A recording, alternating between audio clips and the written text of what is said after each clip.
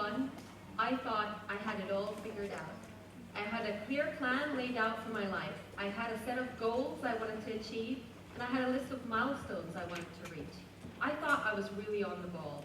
I had it covered.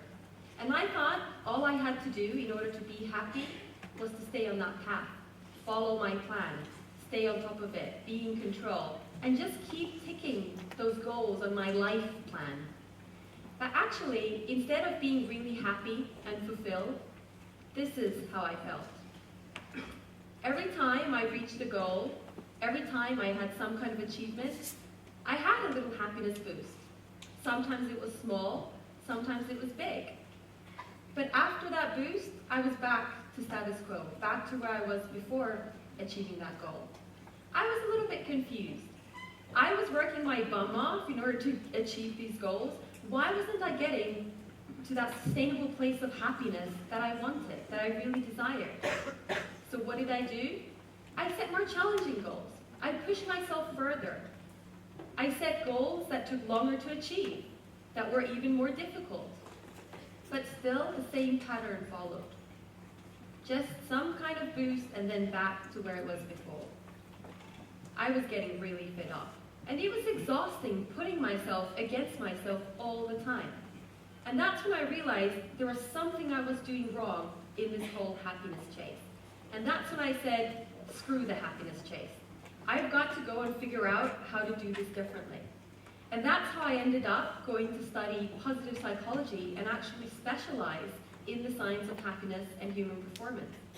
And quickly, I had my first biggest learning of all.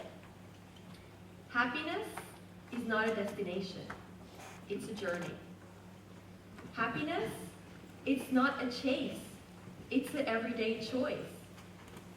And what I really realized as I got immersed into the spirit of happiness is that I couldn't define my happiness by attaching it to all these goals and milestones I had. Basically, I had to learn to let go of control in order to allow happiness in. And for a control freak perfectionist like me, this wasn't an easy path. And definitely there is still some of that control freak in me. I'm sure the TEDxBrighton team can confirm that from rehearsals yesterday. But I'm working on it, and I just realized if I wanted to live a happy, fulfilling life, I had to let go of some control.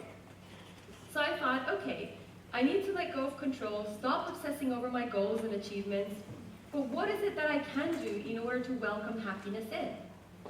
And I realized I could change the lens through which I saw the world. I realized that happiness is only 10% what happens to you, and 90% how you choose to respond to that. And that response is dictated by your mindset. And this was my opportunity to basically turn my mindset into a more positive one. Now, as a natural pessimist, it definitely took some work, and it wasn't an easy change. But it is a change that has changed my life. Now, I see the world from a completely different place. And as I was taking this happiness journey and truly learning to switch my lens into a more positive one, I realized that the cultures I'd been subject to as I was growing up had already had the happiness lessons that I just had to follow. So I want to take you to some of those cultures now. First, I'm going to take you to Finland, where I'm proudly originally from. This is the land of sauna, of Santa Claus, and wife-carrying championships. And it is also the land of sisu. Sisu is a Finnish word that equals anything from perseverance to determination to gut, bravery, resilience. It's a combination of different things, and it's what basically helps you to get through adversity. Now, us Finns, we like to have a different swing on sisu. As I said, men like to carry their wives through a series of obstacles in the forest in the wife carrying championship, and somehow the heaviest wife gets the prize of a bag of sausages. We also, in the winter, we also like to drill holes in the sea and the lakes, just so we can jump into the icy water.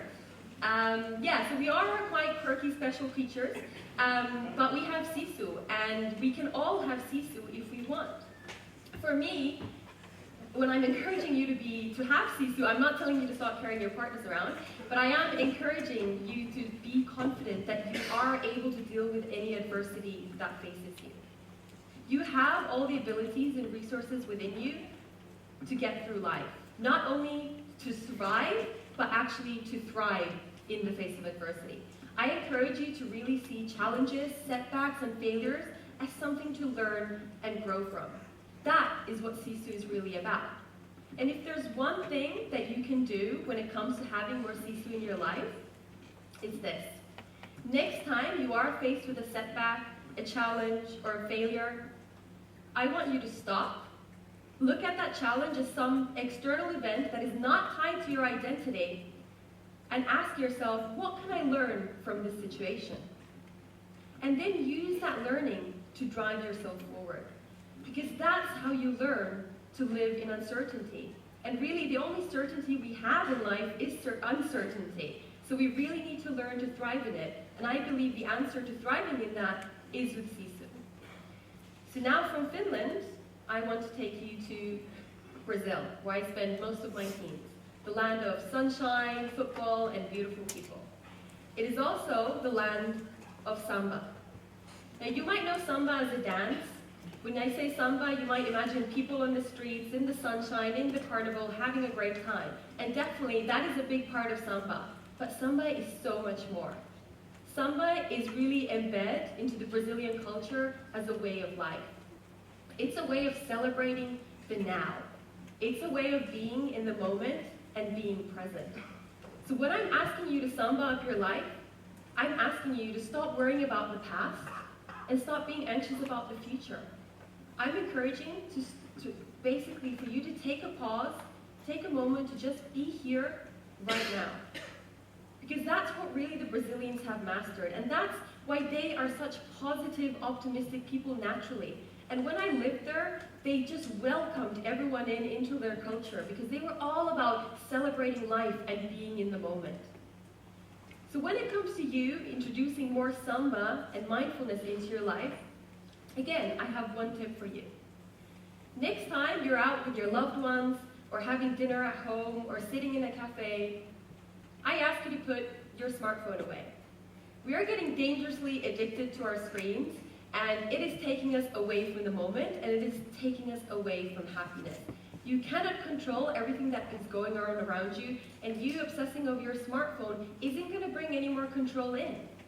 So I encourage you to put the smartphone away, focus on the people that you are with, be in that moment, and really cherish that. Because that is what's going to welcome happiness into your life through building these positive relationships. Then from Brazil, we're going back over the Atlantic to the Nordics, this time to Sweden, where I spent the second half of my teens. So Sweden, which is the land of IKEA, meatballs, and blondes, really. It is also the land of mysig. So mysig is a Swedish word that represents everything from coziness to comfort to relaxation, cuddling, and being content. And the Swedes really have this spot on. You know, when I left the sunshine, the tropical weather, the warm, welcoming people of Brazil, and moved to the slightly colder, darker, more reserved people of Sweden, I was very happy to learn the word mysig quite quickly. Now, when it comes to Swedes doing mysig, they do it really well. When it's middle of winter, it gets dark outside about maybe 3 o'clock in the south, and they say, let's go for fika. Another Swedish word for basically coffee and cake. So everyone goes out for a fika. They go into a cozy, candlelit, warm environment, and they just sit there and enjoy and cherish. They know it's dark, windy, stormy, cold outside, but they know where they are, they're safe, they're comfortable, and they have light. And that light represents love, warmth, and gratitude. Because they are simply content in that moment. They are not worried about the winter outside and overcoming it. They're just happy to be in that warm, cozy environment, drinking their hot cup of coffee, eating their kanelbulle or cinnamon bun. And that is how they add mysig into their lives. when it comes to you adding music into your life, I encourage you to really add gratitude in. So if there's one thing that you can do to create more music moments in your life, is this. Finish every day by spending 2 minutes either writing or talking about what you are most grateful for in that day. That's when you start to turn gratitude into a habit, and that's when positivity starts to become really second nature to you. And that really is the icing on the happiness cake. So for me, really the 3 secrets to letting go of control and allowing happiness in are these 3 things. Have sisu and practice resilience. Samba up your life and live in the moment. Create music moments and really be grateful. That's how you let go of control and welcome happiness in. Thank you.